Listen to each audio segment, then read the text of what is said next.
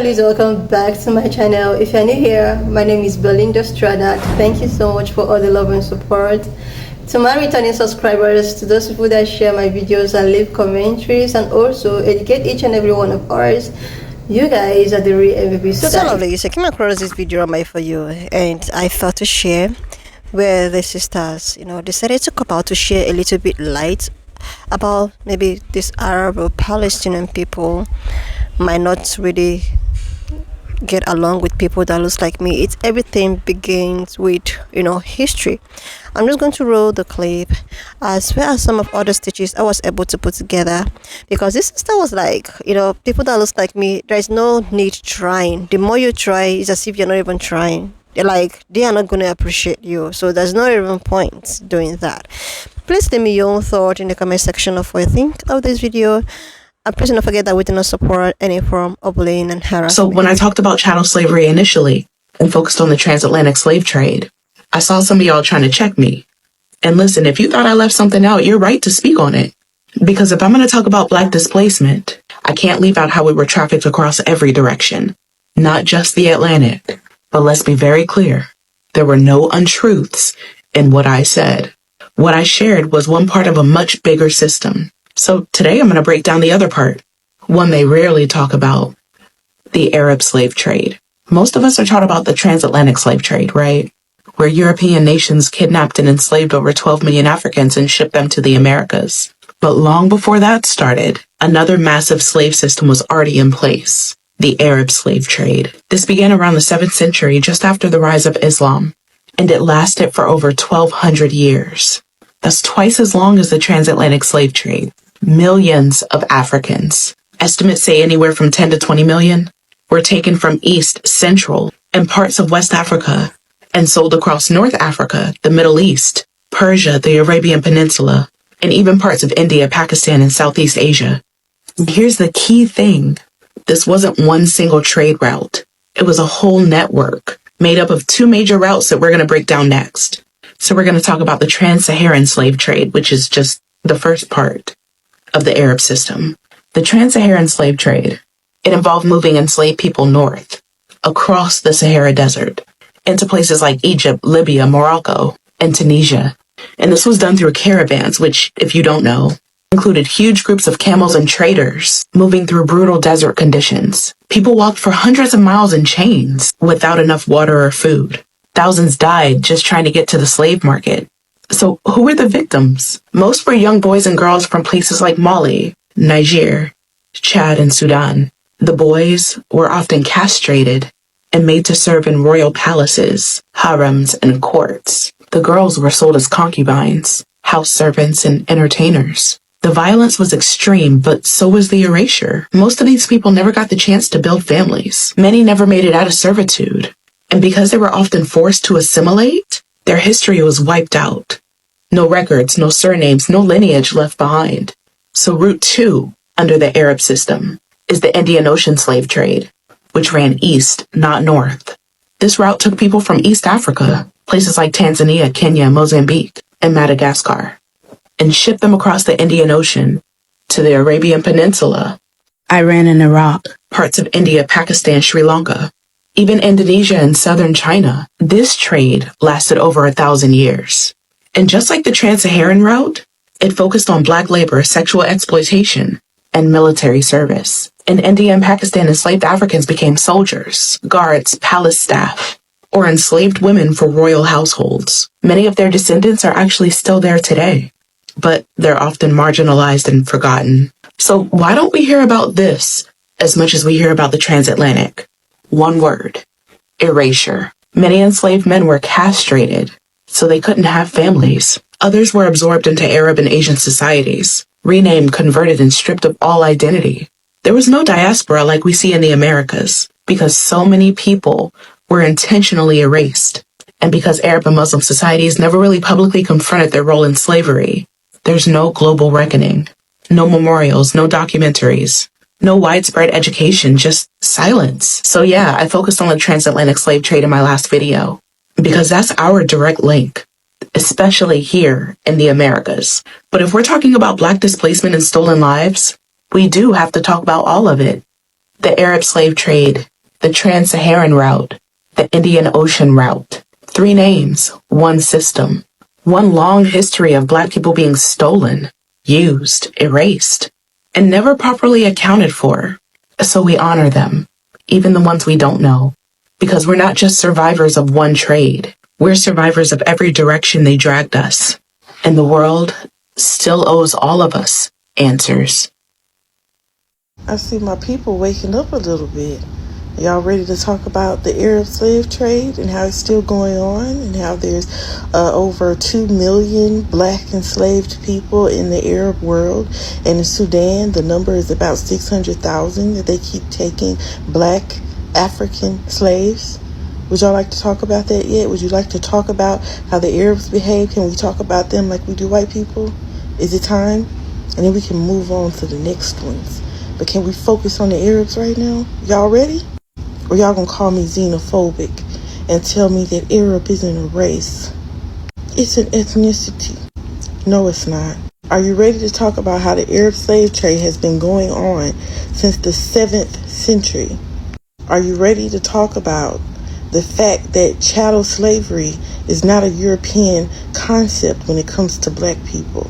They learned it from the Arabs. Are y'all ready to talk about it? Because it is important. It's important because of their treatment to Black Americans here, so that you understand the history and you know who your enemies are. That y'all with the Free PEPLE and Free Libya, y'all are all rooting for your oppressors. We need to talk about it. Are y'all ready? I've been trying to tell y'all. Y'all ready to talk about how you're wasting your time defending your oppressors? Y'all ready? Let me know. Deeper on the Arabs, let's go. Where do you think the white people learned how to do chattel slavery? Arabs. 1,325 years. The Arab slave trade still continues. Understand this. They took more women, more little girls than they did boys, and they walked them across the desert. Millions of them died, so they had to keep going back to get more because millions were dying during the transport. As of today, 600,000 Black African slaves are in Sudan, and y'all are screaming free Sudan for the Arabs. Libya, free Libya? Oh, they've got lots of slaves over there, millions. Free Saudi Arabia? Are you fucking kidding? Iraq? Oh, slave trade too. Free Yemen? Million slaves transported during the Arab slave trade to Yemen. Free Afghanistan? Over 100,000 enslaved Black people in Afghanistan during the slave trade, which still is going on. Go look on Google Scholar and look at these countries and look at the last documented slave trade. In Libya, it was the 1970s. They used Islam, spread it, so that they could reinforce why it was okay to enslave Black people, because they were spreading the religion. Let's talk about it. That's not xenophobia, it's the truth. Y'all cannot keep saying that the truth is xenophobic. You cannot keep saying that we just have to focus on YT people when others are in the country viewing us this way because it is their history.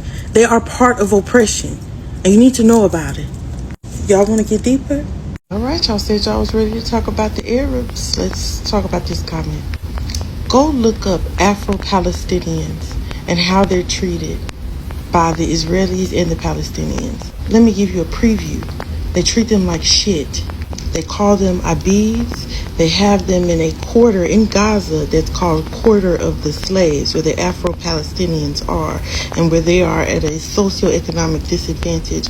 They also endure racism from both the Israelis and the Palestinians. They treat them like shit. So while they're over there saying, we stand with Black Lives Matter, we stand with Black people in America, they treating the Black people in Palestine like shit. They have no rights, no protection.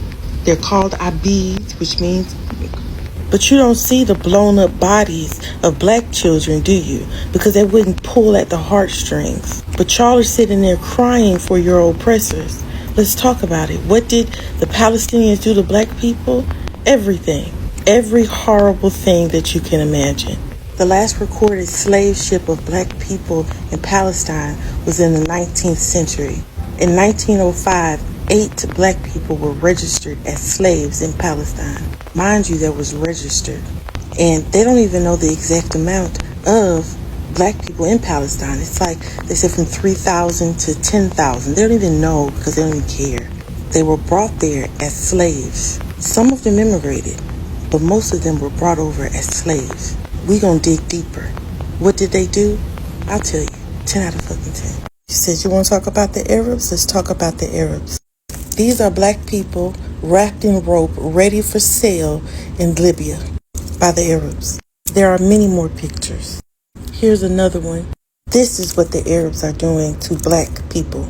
I'm black American first, but the only reason they're not doing it to us here is because we're here. If we were there, that would be our treatment. Those people come here with that mindset. This slave trade has been going on since the 7th century when Arabs came and started colonizing. It has been going on since 601 AD. That is 1,325 years. And y'all are out here caping for them. Slaves were brought to Palestine. Last recorded 1905 slave ship. They are in a quarter in Gaza called Quarter of the Slaves. They have no right, no protection, and they get racism from both Israelis and Palestinians, the Arabs. They would take little girls, young as 9 years old, and put them in harems to be raped by grown Arab men. They would take little boys and castrate them so that they could not reproduce. So the black men didn't have a fucking family. But the little black girls were raped and forced to have these babies. They were even doing little experiments to see if they could make a better child. The slavery, chattel slavery, did not start as a European concept. It was an Arab concept. And actually before that, but we'll get to the others soon. Why do you think it was so easy for the Europeans to do an entire slave trade? The ports were already set up. The trade was already there. They're still doing it. The last recorded slave was in 1905 in Palestine. 8 of them recorded. There are millions of black enslaved children, men, and women today. At least 2 million. But y'all are out here attacking your own people on behalf of enslavers. They talk about Black Lives Matter and all that stuff, the solidarity. Our struggle is not the same, and they have added to our struggle. There is no solidarity because if there was, they wouldn't treat the Afro-Palestinians the way they do. It's all cap. Y'all want to get deeper? You are absolutely correct. I'm Black American first, okay? But there's a connection. This is why I'm talking about it. Those people with that mindset immigrate here. Is it white people in our neighborhoods? I don't know where you're from, but it wasn't white people in my hood. It was Arabs. It was Asians, including Indians. The people that do these things because they have the mindset here. You know, in India, they had a slave trade there too, the Indian Ocean slave trade. I will get into that. Millions of enslaved African people. We have to remember our history so that we understand the connection here. There is a connection of the thought process as to why they are part of our oppression. All that I do is talk about now the connection between the oppressors and ourselves. Because we have to wake up. If I don't tell you these things, you think that you can ally with an Arab. You see what I'm saying? If I don't tell you these things, you think you can ally with an Asian. You think you can ally with these people that do not like us and come from a history. I learned recently that on the Trail of Tears, Native Americans had black slaves going with them on the Trail of Tears. Did you know that? I didn't until the other day. And I'm going to get into that too. But we're starting on the Arabs right now. I hope you understand. I'm not coming at you. I'm explaining why I'm connecting them. Does that make sense? I will talk about the Arabs. I will talk about the Asians. I will talk about the Native Americans and their treatment of black people. Do you know why they want to limit us to only talking about the Ofays? Because that's their oppressor. But they don't want to talk about the fact that they oppress us here. as Black Americans because of the Afro-Asian slave trade, Indian Ocean slave trade, the Arab slave trade, these slave trades that still continue today. I'm not going to allow and stand for y'all saying free the people who oppress and enslave us today by the millions. And this is about Black Americans. Why? Because they carry that mentality from their country, their culture, and they bring it here. It's not the white folk. It's not the old phase in our neighborhoods. And it's not. Is it? No. I don't know where y'all from. Where I'm from, it is not the whites that's in the neighborhood causing all this bullshit. They are the source. They're the ones that allow all this shit to happen. They're the ones that encase all of this. They're the white supremacy. But the rest of them hold it up. How do you think oppression of Black people still exists today? Because everybody else is holding up the system to push us down. And we allow them to use us to further their cause. And it heightens our oppression. Look what happened with the Stop Asian Hate. They turned around and flipped it on us, saying we did it. Then went and had affirmative action overturned, saying that we, with no evidence, because they don't show SAT, ACT scores based on race. They don't show grades based on race. Said that we weren't qualified to get in and had it overturned. Stop playing with me. Every time we help, come the Free Palestine stuff, right? Here come Kamala. We cool. Biden, they was cool, quiet. It wasn't no genocide, this and that. But Kamala, a Black woman, here she come. All of a sudden, oh, y'all are pro-genocide, attack the Black people. Here comes with the vote for the Hispanic. They always vote Republican. They always do. And now they complaining to Black people, talking about we culture appropriating some tequila, going off on us because we're not standing for them, even though it's their fault that the rights that we shed blood for, our people, our blood shed for them to get rights. We didn't need immigration rights. We were already over here. With our blood, protection for sex, gender, religion, all of these things in the Civil Rights Act, 1964, that is being slowly unwoven. That we bled for because y'all didn't want to vote for a Black person.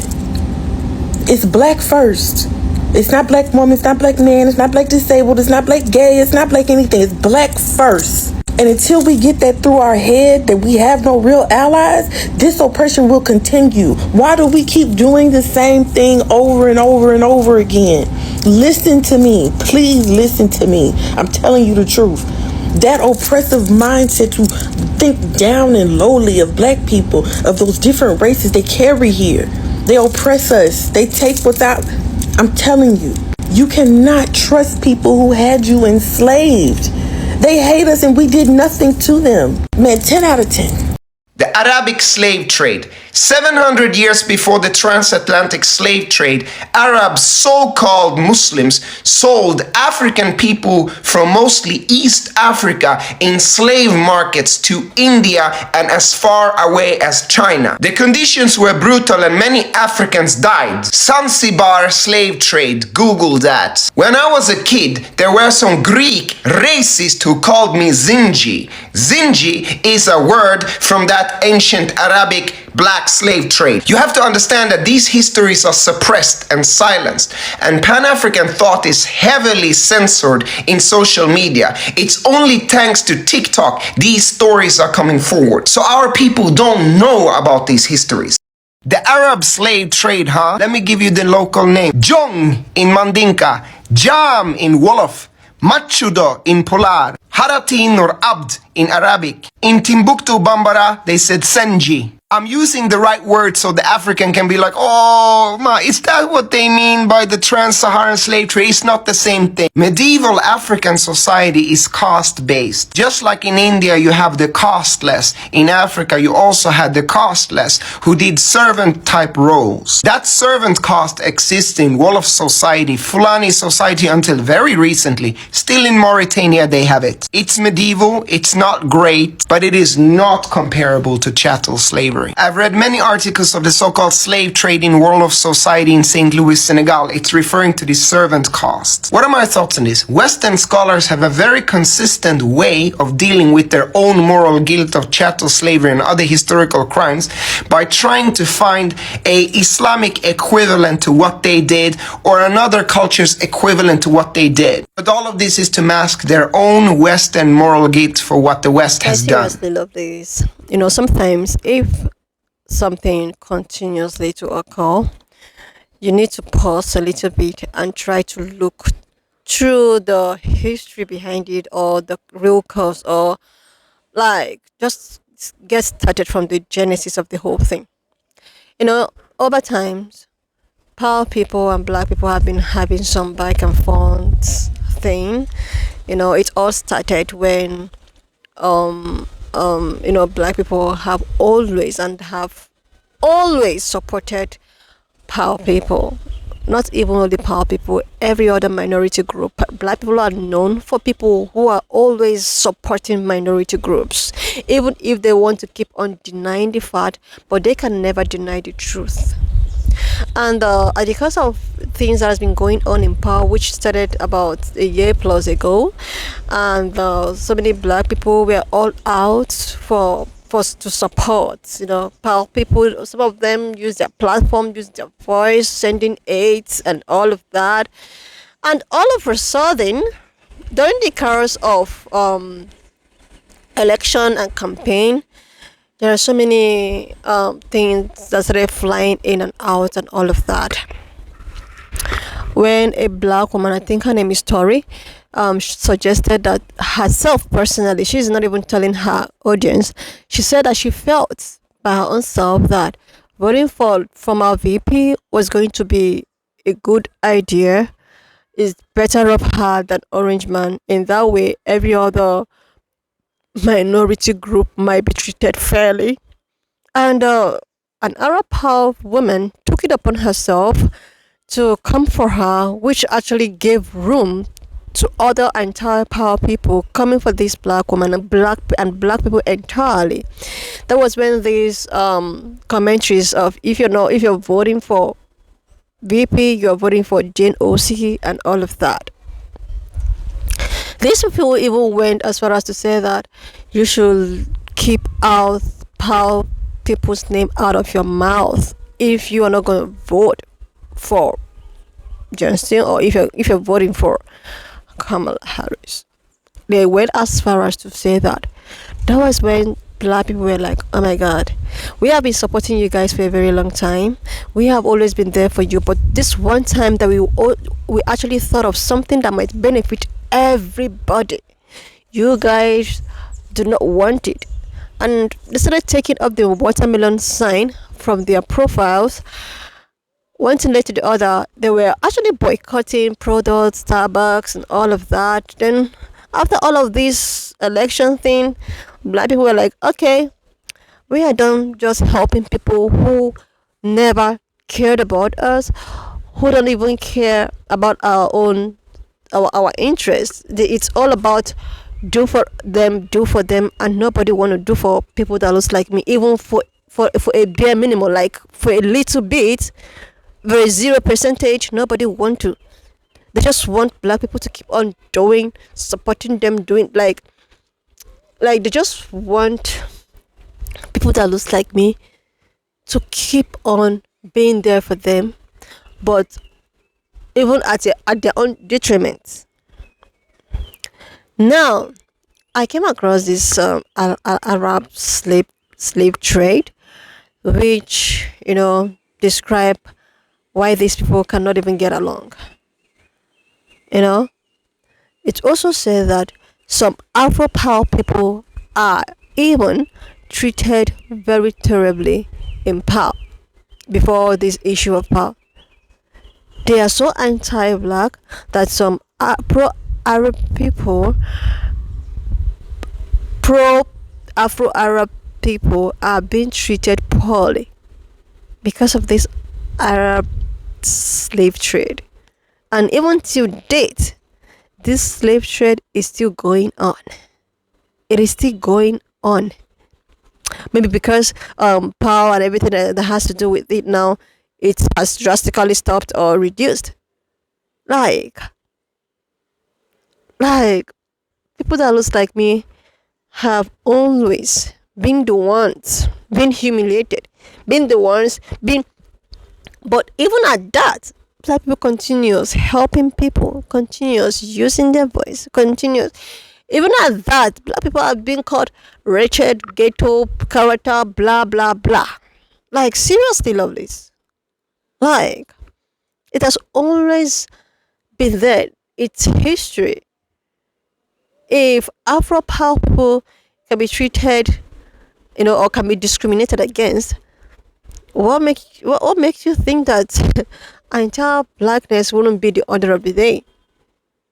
And after they must have done, after they must have like, okay, you're not voting for Kamala Harris. Now what is happening? They don't even have a home to start with right now.